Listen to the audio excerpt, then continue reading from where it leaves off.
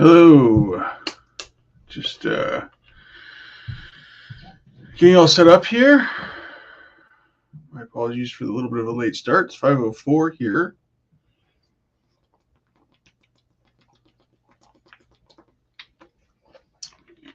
Oh yeah, that's better. But I've got the video all queued up, and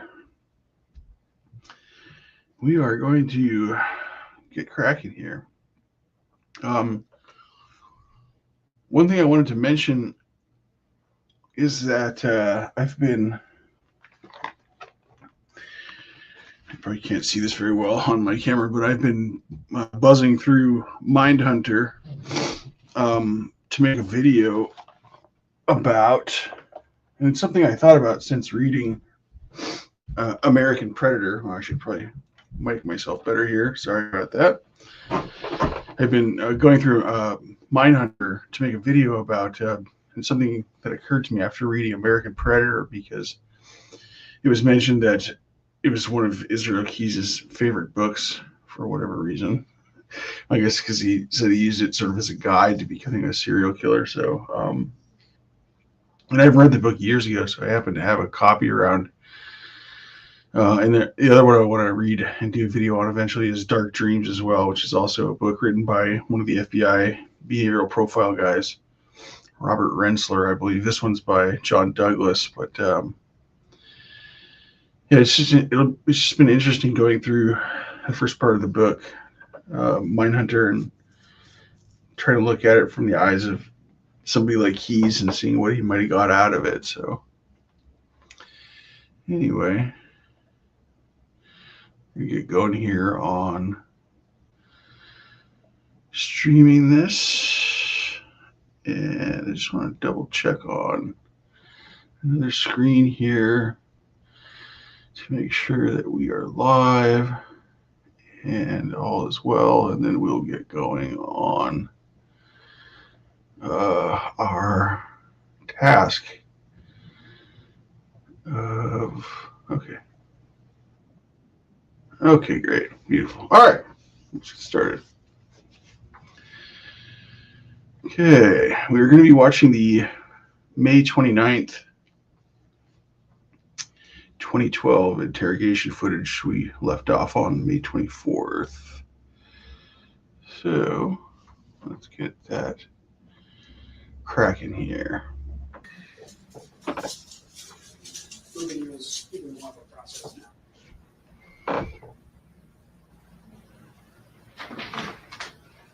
And as always, if anybody has any issues with volume or anything like that, drop me a message in the chat and I will work to correct. One of the lawyers got you this. Lawyers.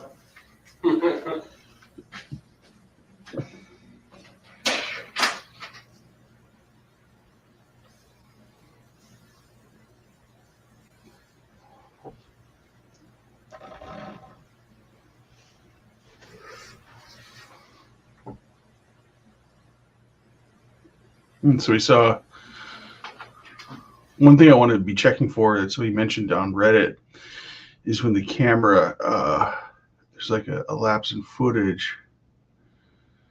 And so it looks like there's just a jump there. It might have just been to skip Israel just sitting here drinking, but I guess we'll note that. Let's see here.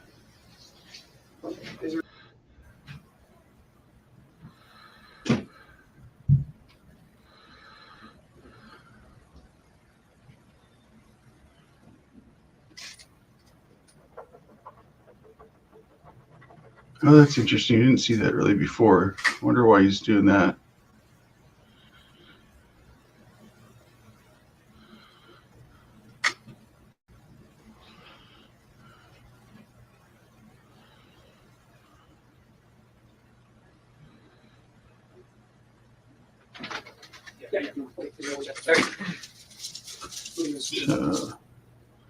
We're 2:30 here. The lawyers got you this. Lawyers.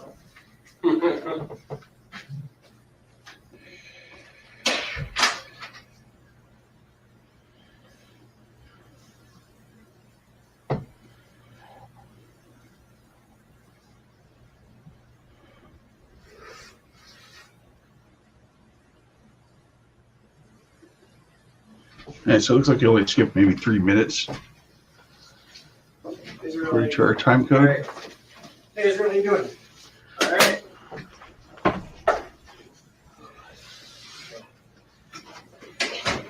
Feldes is back east in some meetings. Oh, okay.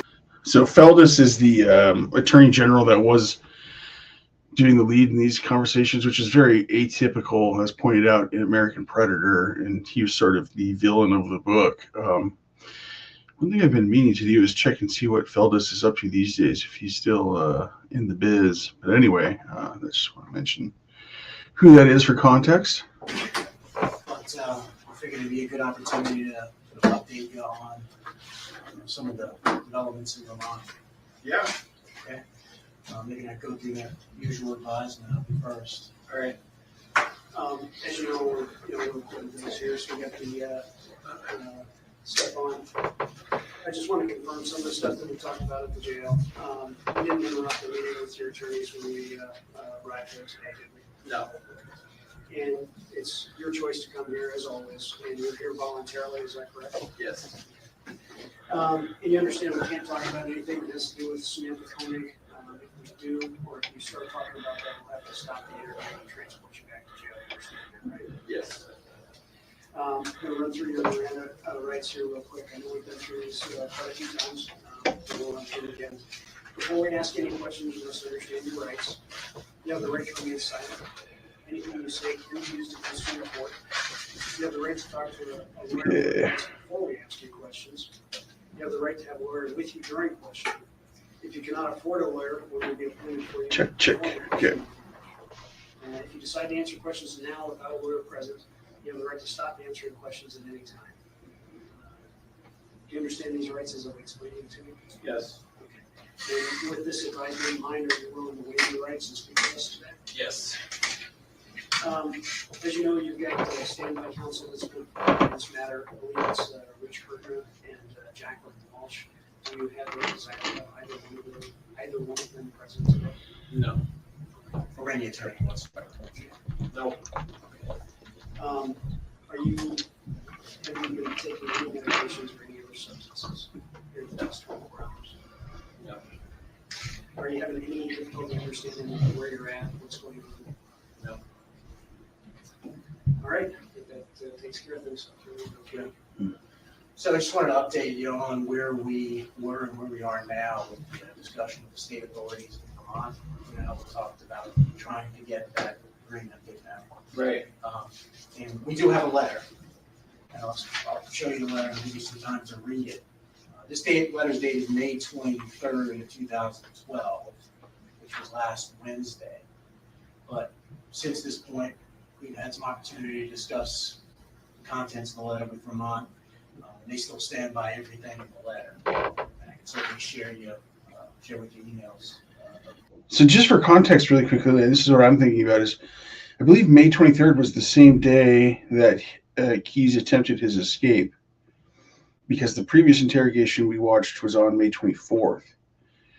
So the fact that people in Vermont, I'm assuming the Vermont Attorney General's or Vermont Prosecutor's Office, says they're standing by everything is significant, because that means that apparently the whole escape attempt hasn't Dutched the agreement or messed up the agreement, which is interesting. To that effect, but let me let you read this thing. Copies for you guys too.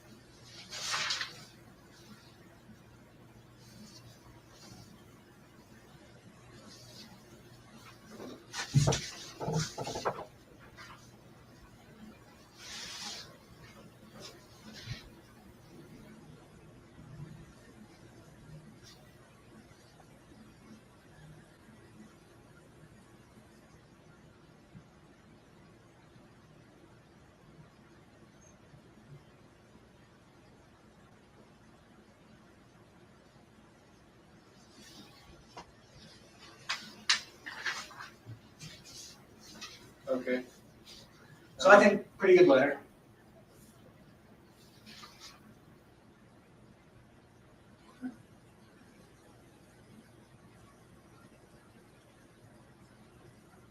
I know that attorney. Really? Yeah, Thomas Esquire. Thomas Donovan? Goes by TJ. His name was really familiar. He was on the or something. That was years and years ago. Really? So anyway, here's my take on the letter. Okay. I think it really accomplishes everything that you want and that we want.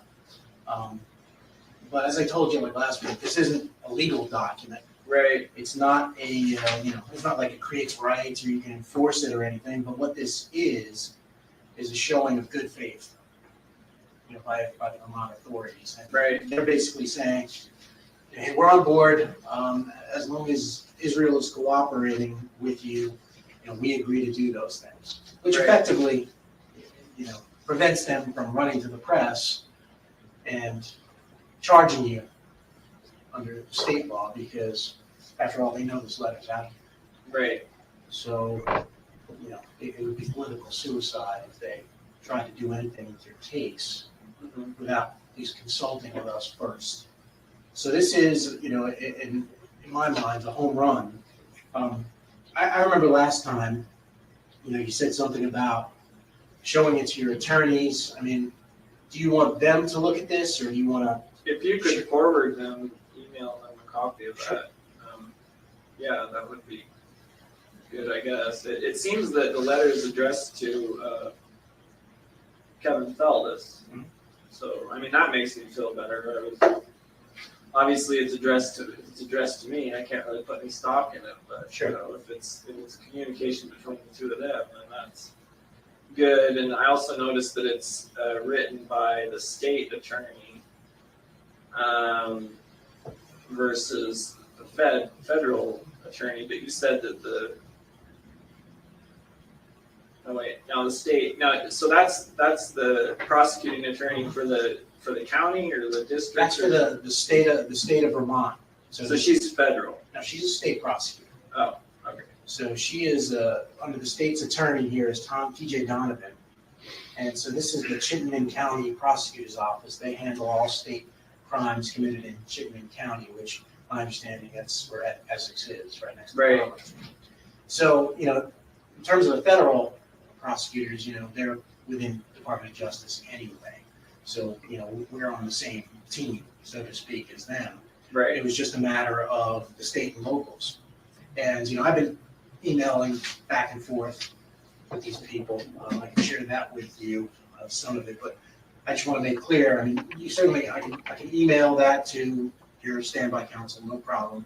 Are you okay talking about this letter today without them present? Yeah, I don't mind talking about it. I just wanted to have them review it. Sure. To see get their take on it. I wasn't even going to ask them for their advice, just see what they had to say about it. So. It's up to you as to whether or not Right. your advice from it. But, like I said, this isn't like a legally binding contract. I don't think Right. anybody's going to contend it is. It's basically, just a document that Just put some of the facts on the table.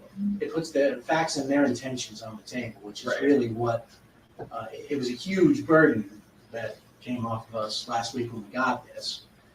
Obviously, because we've been telling them you didn't want publicity, you wanted to kind of keep a low profile. The incident last Wednesday kind of complicated things for us because then they were basically wondering, well, does he want no publicity? Or it sounds like he does. So that was their perspective on things. So I spent some time chatting with Mary Morrissey, and she's the prosecutor here. She copies the Essex Police Chief and the other detective on the case too, on the Courier case. But they just to kind of like mention my take at this point, it's like all very strange hearing this interplay. On the one hand, he seems like a pretty sophisticated guy, but he doesn't really sort of grok the difference between like a state and federal prosecutor. At least he seems like there's some confusion there. I guess maybe it's easy not to blame him for that since it's, I don't know, but at the same time, what the investigators talking to him are saying does sort of present a contrast, and they tried to escape the same day this letter came through, which is all about not having, trying to keep this case low profile and trying not to make a big hullabaloo in the press about Keys, which was one of his main objectives. That and wanting to wrap the case up and get like some sort of death penalty scenario tied up, where he could, basically go out quickly and not cause any further embarrassment to his family, I guess. I don't know. It just seems like this whole thing seems pretty obviously like not coloring outside the lines and not like the typical arrangement. Maybe some issues that an appellate court would like to look at, and like the fact that the investigators keep talking about like what his standby counsel can be allowed to look at, and what their role might be. Again, points to the sort of precarious legal nature of this arrangement. As I mentioned in the last stream, standby counsel is like a very odd arrangement where you kind of get appointed lawyers that you can consult, but that don't have the typical role of lawyers in these type of cases, where you'd expect them to be present during any of these proffer or interrogation sessions. So the whole thing is just very odd, unique. Basically, their request in the email is, they certainly may have other questions about the Courier case. Okay. And so they were wondering, hey, would it be okay to conference them in?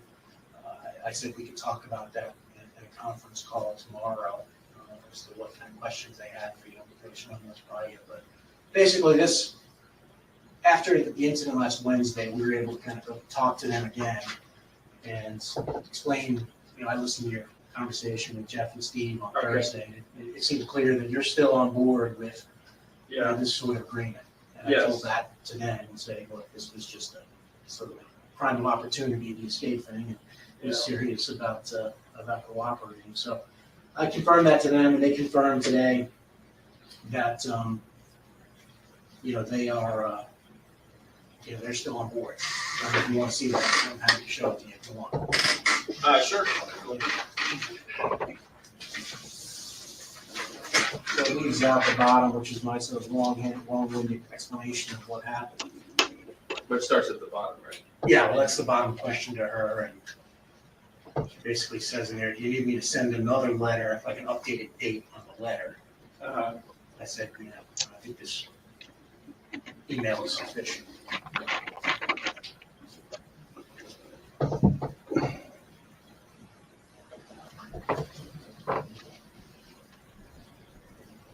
All right. Well, sounds like we're making progress. I think so. I think this is a great amount of progress where we are. I think it's going to help us move the ball forward.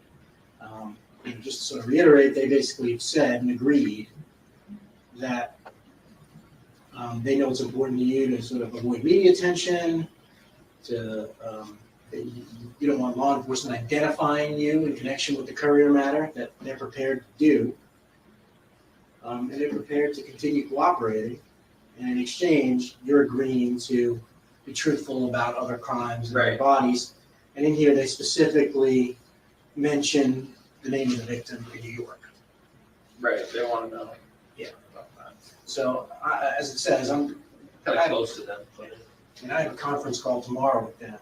And I'd like to be able to tell them that you're continuing to cooperate and provide that information. I do want to continue to cooperate. I'm having some issues as far as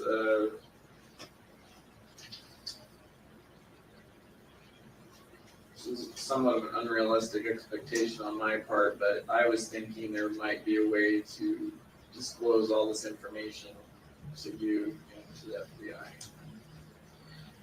And to somehow ensure that we could work out some sort of agreement that, you know, I give you all the answers on these cases, and you know, families get closure, and we find as many of them as possible, and That's pretty interesting right there, because you would expect him to say as many of the bodies as possible, but he almost seemed to sort of blanch, say as many as of them as possible. The other thing that like makes me want to keep digging here in terms of trying to find additional footage is it's clear that he's already told them they've had proffer sessions about the couriers. I believe that was in Vermont. That's the case they're referencing, which was the couple that he murdered. And so that would obviously be a very interesting session to be able to check out, but it appears to be missing from the extant footage, which I just want to mention that for reference here as we continue. And in return for that, you know, I don't plan on being around a whole lot longer, but a really big concern to me is, you know, my kid's going to be around. I don't want her to like type my name in the computer and have it pop up, like, you know, I already know stuff's going to come up. I know that, but I just trying to minimize that at this point, I guess, is what I was hoping to do, and apparently it's going to be really difficult to get that assurance. So I'm trying to, you know, figure out a way we can still do that.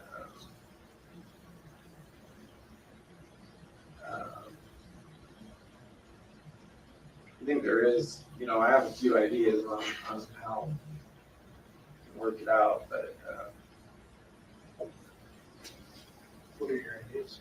well, I'm not sure if they're feasible yet.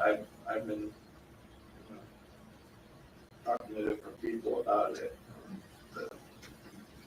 from what can happen from a, I guess, a legal perspective. You know, it's one thing to make assurances, you know, that's great. I mean, if you get some of the stuff on the table for now, it helps us deal with the problems for right now, but you know, down the road, that's what I'm concerned about. I'm not going to be around, you know, which is fine. But that doesn't change the fact that, you know, like just because I'm not connected with it right away, you know, could happen later. So I'm trying to, I guess, maybe cover myself that way as much as possible and still get you what you need. Yeah. I mean, I think, you know, sort of the plan I've drafted up, I mean, this is sort of a good starting point. You're right. I mean, no one can guarantee you that you're never going to be connected to some of these things. What we can do to respond to some of this is create this sort of snowball effect of the jurisdictions. Right. And we started with Vermont. I mean, we know, even though we gave Vermont the information up front, we know it's possible. Right. Because we just did it. And it will be even in a better position in other jurisdictions when we go to them and say, all right, look, we've got Vermont down, we've got a body in New York. Either get on board or we're not going to play with you. Right. It creates this snowball effect with momentum. No one's going to try to get in the way of it. So, I mean, you know, sort of the plan we sort of lined out for you. It's my hope that that's something we can use as a model. We use Vermont as a model, and now it's certainly working. We're taking a big step in Vermont, saying, all right, you know what, you guys, obviously, it's keys are solving at least the courier's crime, and we're going to defer to Alaska, and we're going to give you what you need, but in return, you know, we're not going to say anything. We're going to keep things on our radar. We're not going to link it publicly. We're not going to make a splash in the media, which I think is, I mean, as far as law enforcement guarantees or assurances, it's as good as it gets. Right. And I think, you know, we can do this. We can continue on doing this because, I mean, we've been doing a good job in Vermont. Vermont's been doing a great job. And I think, they're aware of New York now too, and that's quite frankly what got them over the line. Right. Remember we were talking, like, we give us something to take to Vermont. Right.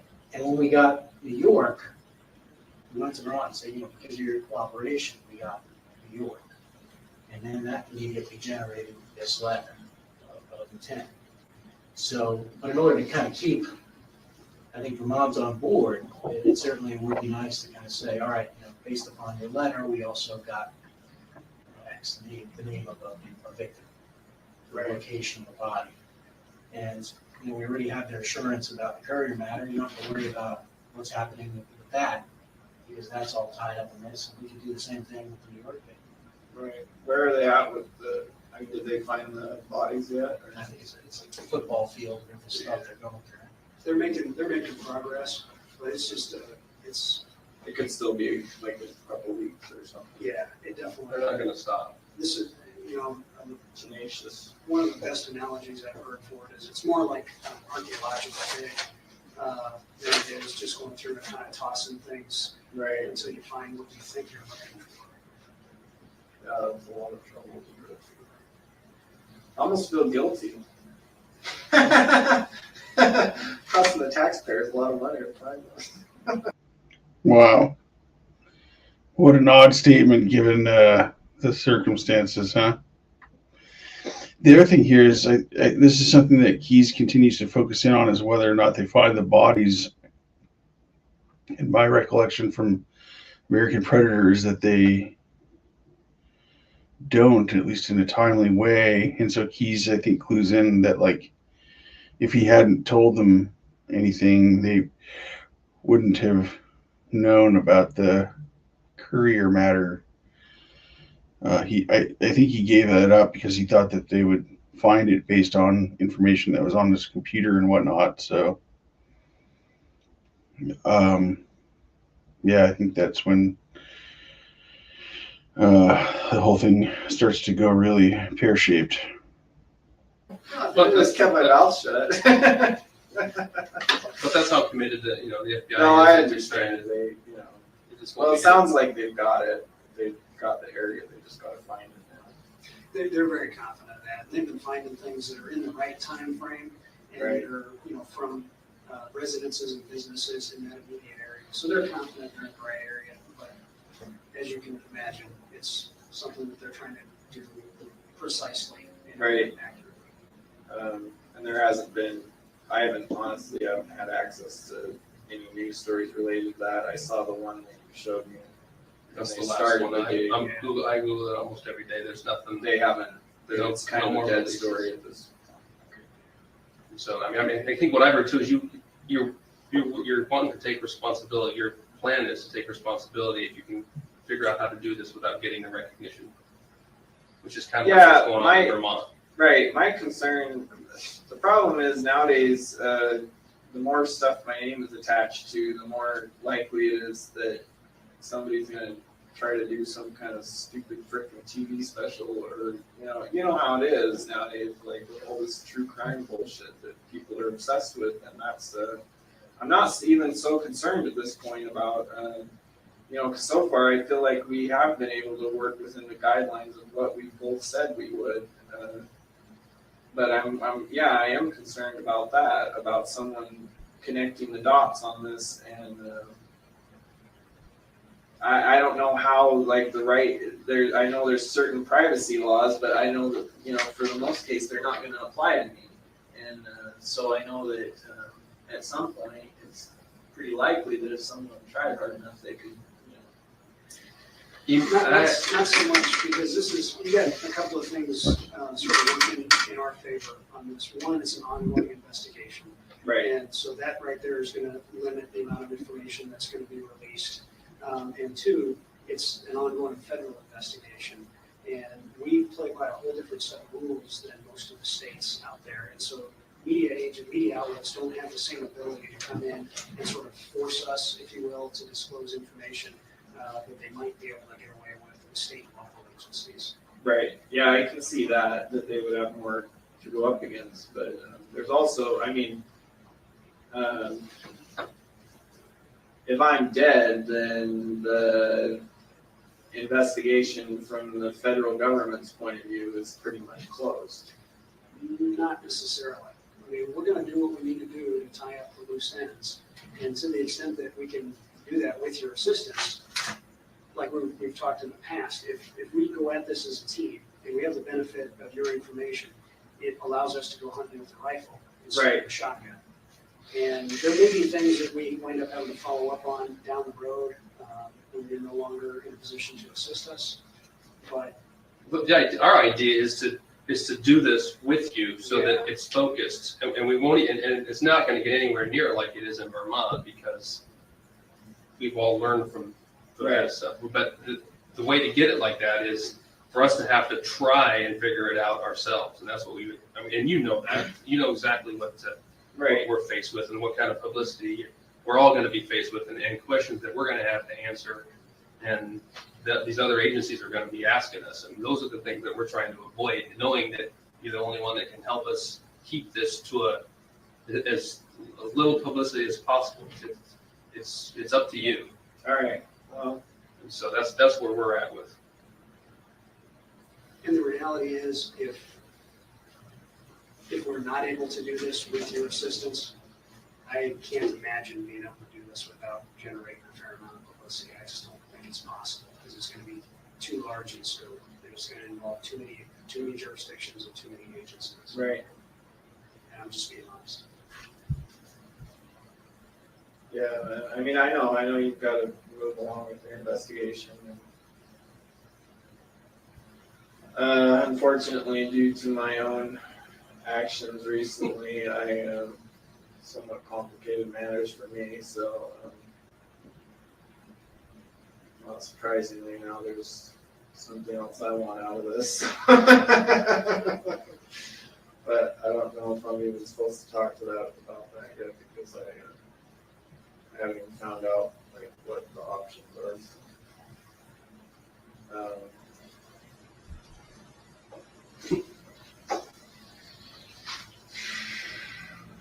Something that you can talk about that's not related to.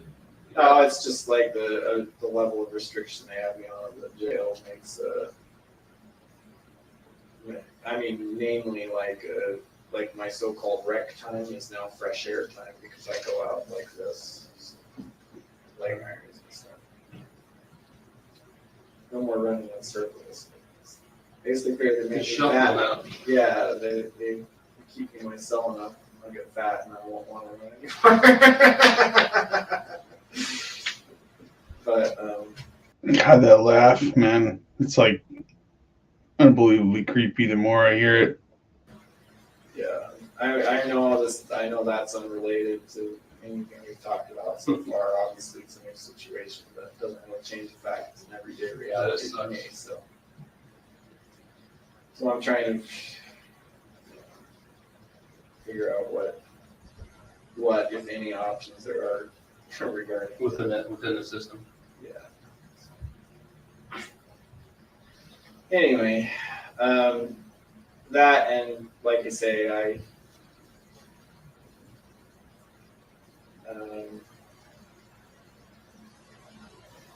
I think so far, yeah, things have worked fine.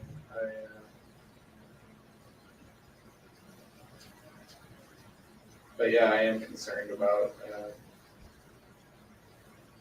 not so much the right here and now publicity. I think we can keep that under wraps to a large extent. I'm more worried. If it's possible, I intend to do something, take steps to minimize the down the road publicity. For money. Right. I understand. Yeah, and Because honestly, you guys, I mean,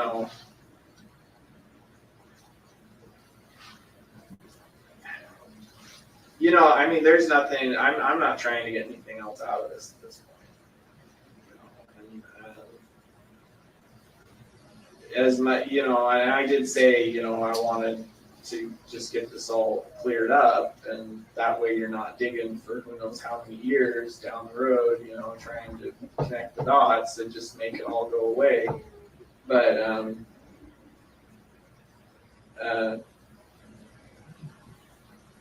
But I don't know, I just have to figure out the best way to do that, to make it all go. Well, Just I make it all understand. over. And- I understand that too, and I've heard me say this many times, but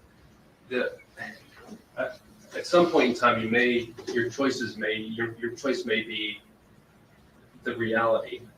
Could be that Laney and everybody else knows what you did based on what you said you did, or everybody else, including Laney, gets to see the fiasco and the media frenzy that is created by law enforcement trying to figure out Right, what speculation. speculating what you did. Because I told you, on the one trip that we looked at, surrounded New York, we have 10 viable, people that are missing that we know of. Those are just the ones that are still reported that way.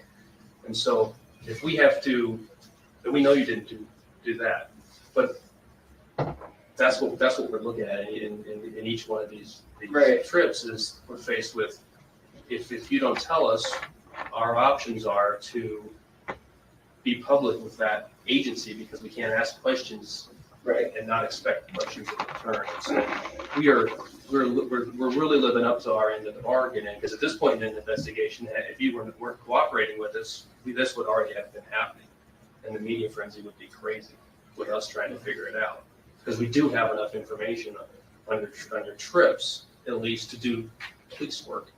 Right. Not that we're going to come like you don't think we're No, going to find anything out, but we have to try. And so, I know that's tough for you to think about in the future, is that the reality may be that one's worse than the other, obviously. Right. So, Especially the one in New York. I mean, because the only reason we're not just showing you a picture here is these guys, the FBI, have been incredibly restrained about asking that part of the country for assistance. Because if they ask that part of the country for assistance, the immediate response is going to be, well, what do you have? What do you have? And so that's the reason we're not sitting here throwing, pictures in front of you and going to you first, because, we understand you're cooperating with us. Vermont understands it, and that's why they're on board. And we just like to continue that effort instead of, having this whole media frenzy too. Right. Frankly. And, with respect to Laney, I mean, there is that whole frenzy that's going to be created, if things slow down, I think. We touched on this last time, is that there may be some benefit at the end of this to, the media says that Israel Keys killed 40 people, which, based upon some wild speculation, as opposed to he killed 10 and then also gave closure to those families as his sort of last effort. And I know that doesn't matter to you. It may matter to her. and we're always going to be bound to not talk about this, just like we are now. And assume you're not going to be telling people details, other people that could, what I mean? What do you mean? Well, I mean, you do press releases all the time. Yeah, but you know that the details of this, these investigations are right here, right now, and that a lot of these details aren't going to be released. Well, that is my concern, that,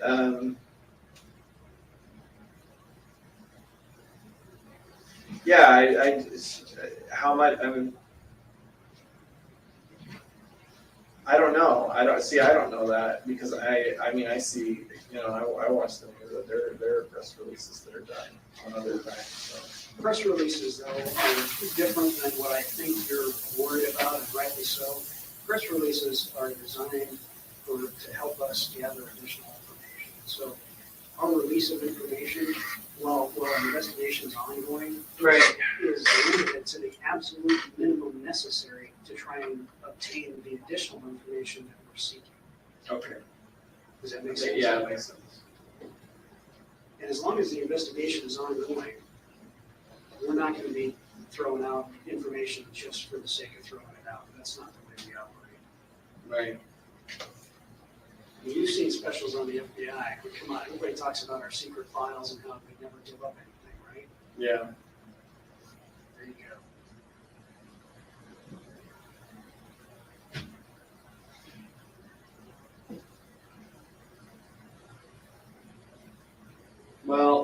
I mean, like I say, I want to have a chance to talk about the letter with some people, and I want to have a chance to hear back on the other thing. I'm not going to hold my breath on that, but I want to at least see what the options are.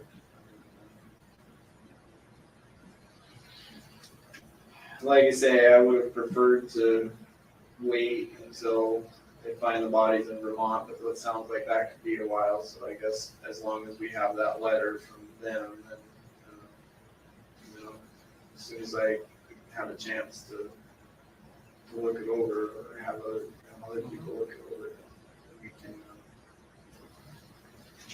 move on to the New York trip. That, I mean, you guys already have, I'm sure, quite a bit of information on it. So probably have more than I remember at this point. So, except certain details. So, and we could have those too, and so we're just sort of holding that in abeyance while. Yeah, I understand. So that's the only reason. So, just so I'm clear, I can tell Vermont tomorrow on this conference call that you appreciate their letter and you intend to go forward with this. Yeah. Yeah. So it's reasonably. Yeah, especially on the New York case, because I've already given you so much information on it. We got it. Can't really stop on that one now. So. Okay. One thing that might be helpful, and I don't think this is sort of giving away anything, so we just start thinking along those terms. Kevin's back east and sort of meeting of criminal chiefs, and it certainly would be nice for him to start networking with whatever criminal chief he needs to in terms of the New York thing. Now, again, I don't think that gives away anything. You just told us the body is in New York. We want to start striking up relationships with whatever criminal chief he needs to talk to or will need to talk to about the New York thing, because you've already said you've committed. Yeah, but I mean, I don't want to give out any more information on it. I mean, I understand his point of view, but it's, like I say, it's still, frankly, that's going to be too much at this point. I'm not there yet. So, like, until I find out where I'm at with what we, with the new developments. So. Okay, what about, and I'm just thinking about his trip, because he had asked me to ask you these things, since he's going to be there. He's also with the people in Washington. I mean, you've already talked to us about Washington, and I think these guys have some pictures. Washington State? Yeah. They have some pictures they want to show you about that. Well, just to let you know that we can. Well, that's kind of interesting. Where he wants to specify Washington State, I wonder if that's any sort of indication that maybe there's something in D.C. I don't know. Just a thought that crossed my mind. Oh, I found the boat. Boat had better days. that cover was a good investment, though. Really? It's still on. Good shape. Yeah. Looks like it's a little leaky at this point. It was still in his driveway, just sitting there. He hadn't touched it. So. Yeah, I had big plans for that boat. The plans again for the boat. Oh, I was gonna bring it up here, but bring it up here and put me in motor. That term "big plans" also seems interesting to me, just because I remember also an American Predator where he talked about a specific gun that he had been developing with a silencer that he said he had big plans for. So of course it leads me to wonder if he was thinking about using the boat in some way, maybe like in a Robert Hansen, Butcher Baker type scenario where he would take somebody to a remote location. It also sort of makes me think of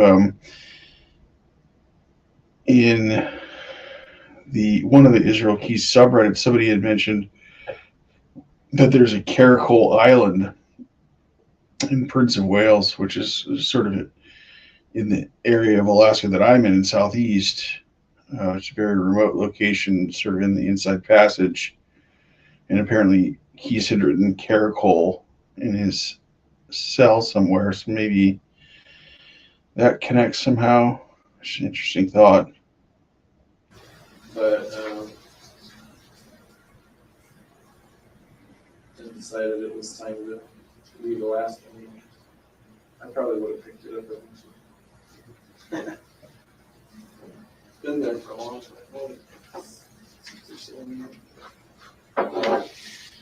Hey. So the thing about Washington is a little simpler from his perspective. There's only 2 federal districts there, Eastern and Western. Eastern is more like Tacoma and Yakima. Western is Seattle. Right. And that's, Spokane. Where is sorry, the Spokane. dividing line? Like, It's Spokane, Yakima, and then there's Seattle, Tacoma, that's in the western. right. And I think he'd like to be in a position to sort of just chat very briefly with one of those criminal chiefs, if not both, if he needs to sort of lay the foundation. Well, the problem I have with talking about anything related to Washington is not playing ball with the right people, because those I'm almost positive are not going to be federal. In case they're not federal cases. Well, I think Kevin explained to you that. Like different stuff. Okay. Well, I mean, I think Kevin explained to you that the jurisdiction that we can exercise is pretty expansive, especially if it's part of the Right. scheme. No, I understand that, but again, this is going to be hard to talk about without getting into stuff we're not supposed to talk about. But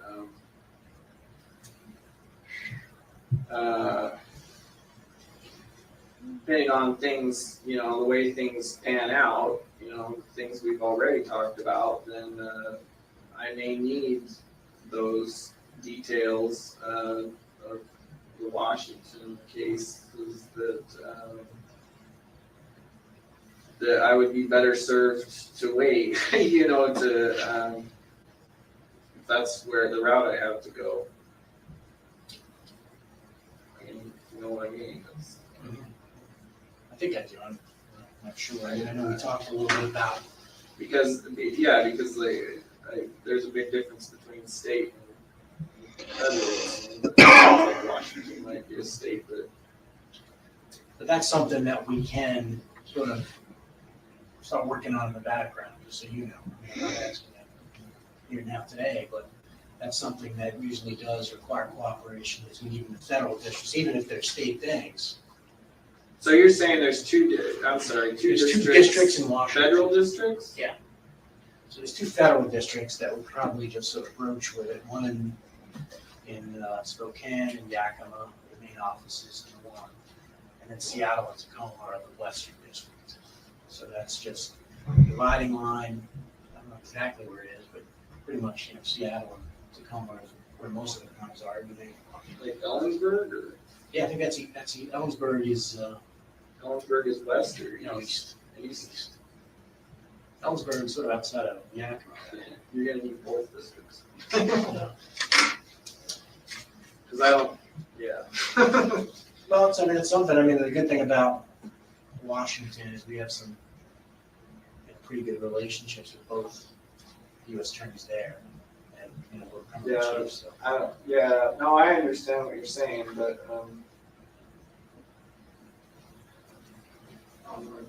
that was a few years ago. So.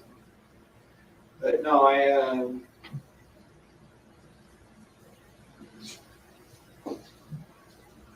it just seems like I might end up having to talk to like state people there. I don't know. I don't know either, but I mean, the good thing is the federal people have their counterparts. Like Vermont was pretty connected with the Chittenden County folks. Right. We can sort of get them on board, and it makes the transition easier to sort of move forward in their jurisdiction if that's the way you choose to go. Obviously, everyone would have to be on board anyway. Right. So that's what's useful for him to sort of give them a heads up. And I think, Frank can correct me if I'm wrong, obviously, but I think the sooner that they have that opportunity, the less likely hard to kind of get drug from one jurisdiction to another because there'll already be things in place. Yeah. No,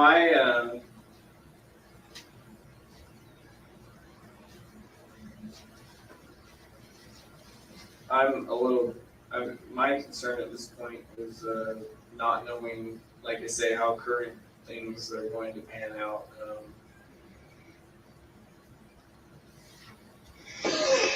The information that I still have could come in handy if I need it. And if I give it out now, I don't think I'll need it in that respect, but you never know. I don't know what's going to happen. And if I give it all out now, particularly, anything about Washington, that could seriously compromise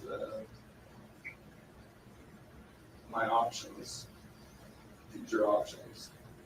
I think, and I was going to bring that back in at some point. Obviously, we can take this staggered approach, which I think is probably a good one, to go to different places and do one at a time.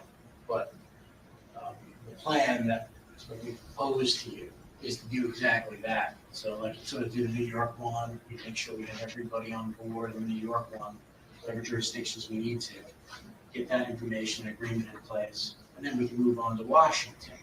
Right. Washington, basically would have the same agreement. And then, it could be an option that you could always use later down the road if you don't like the way things are going. You can ask us to simply say, hey, there's that thing in Washington that I helped you on.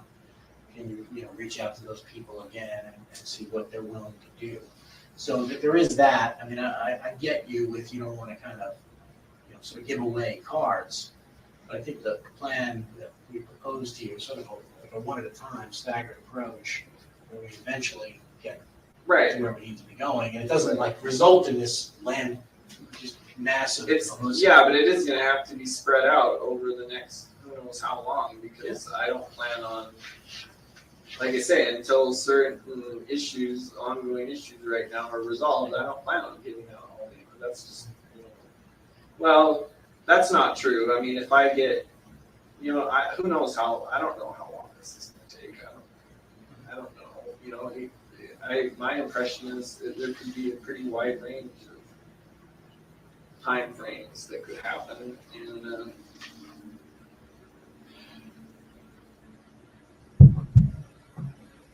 but yeah, first and foremost, one step at a time. I've got to have a chance to tackle, whatever new issue can be. Yeah, we can sort of review that. Obviously, you need to think about this. There's one suggestion in the email about other details in the Courier case that they may want to know about, and they want a conference call in. Now that you have this letter, and how do you feel about that? With who? Is it with the It's the state local or- investigators. So like the detectives that were on the case? Now, we can do it two ways. I don't know if they're going to have a lot of questions. If they have a few, we can simply ask those and sort of get them the information they need. But Is it going to be just like a few people? I mean, you say conference call, is it? just whoever's on the other line. I don't know who would be on the line. Probably just the detective and the prosecutor. Okay. That's I don't know. It seems like it'd be better. I don't have a problem with that. It seems like it'd be better if there's not a ton of people on the end, since we're still trying to keep it on the down low. I mean, it would only be people who were bound by this letter, if it is. Okay. People who just like I say, I feel like I've already given all the information they need, but if they want more, that's fine. I think they had some follow-up about what the house looked like and things like that. That they're just dealing with some administrative issues on their end, and they're trying to release the house to the family, and then trying to get rid of the house. And they're not going to keep it the way it was. So they just want to make sure they document everything that they need to. Just Right. Okay. given that they have this insurance, I don't know if it's a problem, but that's up to you. Maybe they don't have much, but I'm going to talk to them about that tomorrow.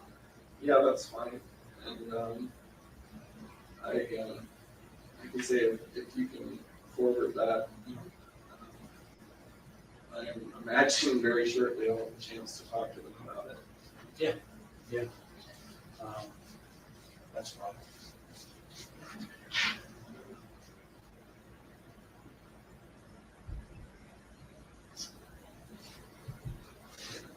And there's the issue with the U.S. Marshals, but like I said, I don't know if what's to do about that. Yeah, I don't know, security is a difficult thing that they kind of basically tell us to mind our own business when it comes to security. That kind of thing. I mean, I don't know. It's a difficult situation given what happened. They're responsible for you in custody, so they would have been Difficult situation. gotten too much farther. So they're probably not gonna, who knows, I doubt they're gonna be open to much of your suggestions, but I don't know. You're not going to take any of my suggestions? Yeah, My suggestions seem to hold less and less water lately. I'm sure they're very polite about it, though. Yeah. They all seemed quite highly amused last time I was at the courthouse.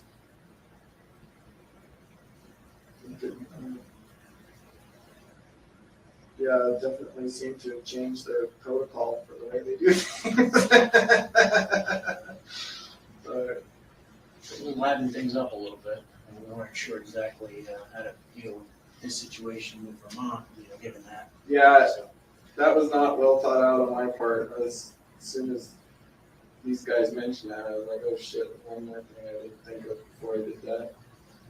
we seem to have a basic plan, but just sort of the A to B, and then the C is sort of left out there. Yeah, well, it wasn't really like a high probability of success there in less circumstances. No, understood. Obviously, Like half a football team of U.S. Marshals between me and the door, so. and Officer Bell. Yes. Pretty sure I saw him come in at some point. He's claiming he didn't, but.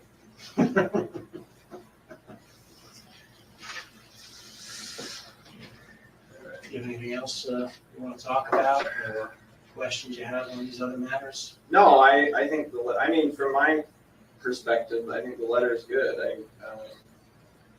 But yeah, it's. From my perspective, I'm glad they're still willing to work with me on it. Yeah, and this is a home run from my perspective. And you certainly check it out. These people are who they say they are, and I want to make a call to any of these people. I'm sure that they'll take the call and confirm that that's their signature on the letter. But you did say that everyone on that is with the state, not with Yes. the feds. Exactly. Okay. So the feds are already, we've been talking to them from the outset, and they're, under the Department of Justice Right. anyway, so they have no problem. They just want to. And the state they're the entity that's more likely to want to release information on me. Exactly. And I can tell you, They were the ones that's responsible for the investigation. Right. So they're, and let me share this with you. I think it's kind of important to model on how to deal with things. I know that, obviously there are reporters that call maybe friends or family members of you. I think what happened in the outset is, like we said, we provided them with the information. They didn't know what they were dealing with at first. So they had no idea. And I think someone spoke, out of turn or out of school, whatever you want to call it, maybe one person over there. And now they've realized, oh shit, we shouldn't have said what we said, and they basically shut it down. No one can confirm that story. So I think it's incredibly helpful to have this sort of model going forward and to be able to tell them, look, we want to limit media attention right. to New York victim. We want to kind of keep things in one jurisdiction. We want FBI to handle it because we're dealing with something that's more than just your jurisdiction. Before they knew that, it was just, Alaska and the couriers, and oh boy, we've got some sort of, we caught ourselves, our suspect. We didn't understand the big picture. And I think that's what happened, because that was obviously a concern to us, so initially talking to them, but I think when you get their perspective, I think they realize that, oh, that's something we should be doing. And they realize the severity of it, and now I think we've got a pretty good relationship with them. And, we're happy to talk to them as long as, they're on board, they're, part of the team. And again, we're just building momentum. And the next jurisdiction, we can have Vermont, and they've offered to do that and say, well, they'll reach out to the next jurisdiction simply and say, hey, we did this in our jurisdiction and it worked well. You should too. And this way, we've got state and local officers reaching out to the other jurisdictions, state and locals there, and basically telling them this is a good idea. So it gets the momentum, and it snowballs, and it can't be stopped, and no one's going to get in the way of it. So I think that's the best way to control, any kind of media attention here. It's just the cooperation of law enforcement as a whole. Right. I think we've been doing a good job of it. We'll Right. continue. I mean, at some point though, and I haven't felt like this so far, but I know you guys keep wanting information, and like I said, I don't want to give out everything all at once, but I just don't want us to get in a situation where, we reach an impasse and you're like, okay, we're going to go and start doing press releases now or whatever. And then I'm going to be all pissed off, frankly. And, and then, so, that's all I asked. I'm not saying this is going to remain a compatible relationship, obviously, but, if we can keep it at least an open communication. And that's why we came over there today and you told us you weren't in a talkative mood. We still wanted to bring you over because we still want to keep this relationship going. We're getting pressures, we're all getting pressures from the powers to be that control us, our bosses, to get information. You understand that we all have jobs to do, and so we just want to keep the communication open. That's what I'm saying. I'm not so concerned about the people in this room. I'm concerned about people putting pressure on you to get the answers. I imagine they don't care about my agenda. They want all the answers like right now, and I understand that, but I just hope it doesn't come to that. I just hope it doesn't come to like a standoff. Yeah, I think, this is a business deal. I think, Agent Payne explained it. It's sort of, it's a business deal. It's kind of strange because, obviously we all have different interests, but that's usually the case in any kind of business deal is you have stuff that we want and we have, things that we can assure you of that, is of some value to you, I think. And so in any kind of business deal, like I said, negotiations, any good negotiations, everybody walks away from the table, not getting exactly what they want. And I think, we've basically been able to manage our supervisors that way by saying, look, he's not going to give us everything up front, okay? He's not going to do it. But we're able to kind of say, hey, but he will maybe give us one at a time and draw it out for a period of time to keep sort of the benefit of the bargain for us. And we're not expending man hours and, going through all the press and media and, other local departments. So, we're not getting exactly what we want, and you're probably not getting exactly what you want. You'd probably like to not give us any of it. Yeah. But, it's a business deal, and, we're keeping up our end of it. I think we can continue to work together as long as we're reasonable. Yeah, I just wanted to, I figured that was the case. I just wanted to let you know that's what I was thinking. But know that while we're doing what we're doing, our responsibilities and talking to you and trying to keep this going, there are lots of other people out there investigating trips and airline tickets and phone logs and things like that, doing what police do. And there's going to come a point in time where when that investigation reaches a point where they think they have some information that they need to act on, where that's the timeline we're going to be pushed up against. Right. All right. Having them slow down. Yeah. All right.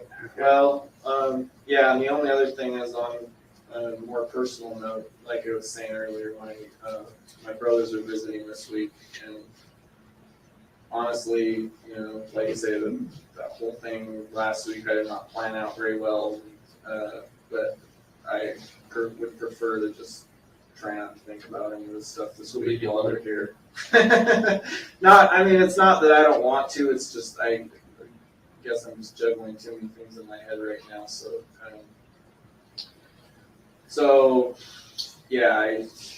and then that'll give me a chance to, talk to people about that and a couple other concerns I have. Okay. But for now, I think I'm just glad that they're still willing to I'm just like, bottom line is I'm glad I didn't hear about it on the news, like the whole Vermont. I half expected them to do a press release after that. Yeah, no, I mean, I think it's a testament to the sort of relationships we built over there. Yeah, so I mean, yeah, as long as we can, yeah. So are they in town the whole week? I think they leave on Sunday or Monday. So. Yeah. So And the main is, it's not so much that I wouldn't want to, you know, if it's like a short, I don't have a problem, you know, where I'm talking. I just don't want to miss the time that they go over there to visit me or whatever. Yeah. And I don't even know how, like, what the times are that they have available. So. Are they gonna be able to visit you daily? Do you know? Yeah, probably. So. Yeah, so I mean, I think that's just what I wanted to tell Vermont, because you saw in that email, they said, maybe you have some questions on Thursday or Friday. They've got some urgency about the house, so I don't know if it's. That's fine. I mean, yeah. If you want to get a schedule about when they're going to come, we don't want to interfere with that, and we don't want to interfere Well, with the they're time Eastern difference. time, so if we did it in the morning, that would be fine. Oh, no, I'm talking about your family coming to visit. He doesn't know. They don't. Yeah. They don't. But it may be They possible, can't like, schedule it. later this week. I mean, obviously, we can do it tomorrow or the next day, but you can sort of let them know. We can set a meeting for Thursday or Friday. No, that's what I'm saying. If you want to do a meeting, I'm just saying morning would Yeah, be sure. better. Like Eastern time, yeah. 9 or 10 our Early. time, Yeah. and then that because I know there's no visiting over there that early, and then Okay. I would still be around. Well, that makes sense. Then if we if they have some follow up and. Yeah, if they have stuff they need to get out of the way, that's fine. Do you have a preference, Thursday or Friday? No, I don't think it matters. I have to check my day plan.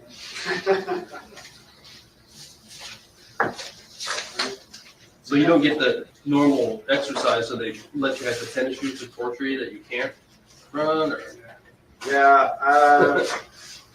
no, I just started wearing. I don't get to run anymore, so my tennis shoes, I don't lace them up tight anymore. So I just wear. Okay. They're slippers now. They're not tennis shoes anymore.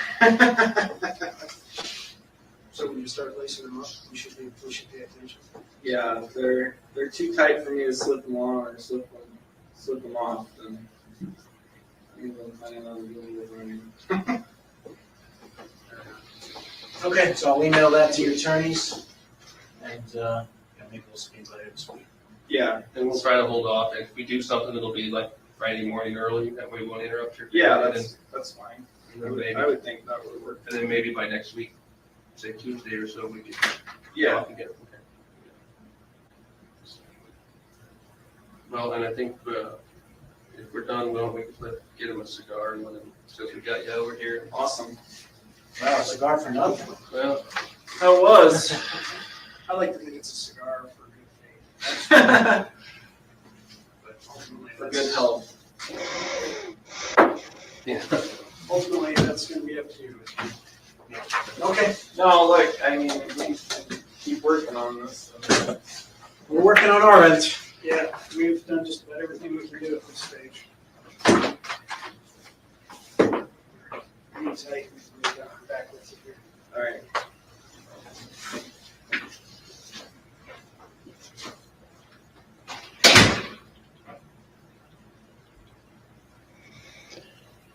Okay, wow.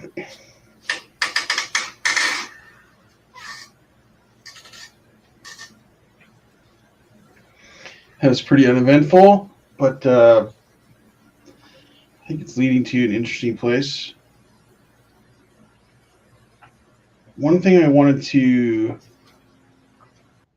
mention again here, I mentioned at the beginning of the stream, is that I am going through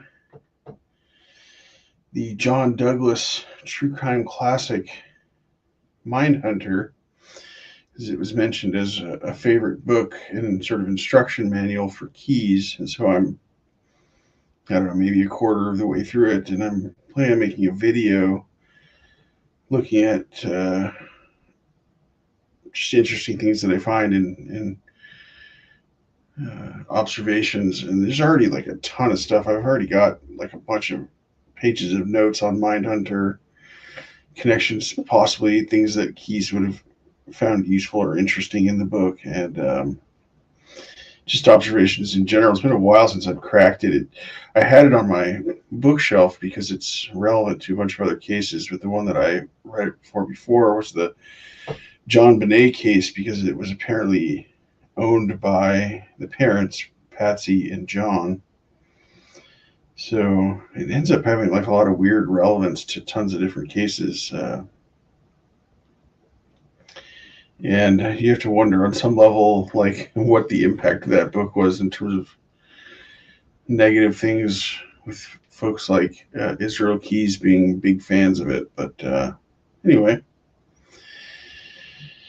digging deeper into the footage, and I'll be back next week on Monday, hopefully with a much more dynamic interrogation footage session. But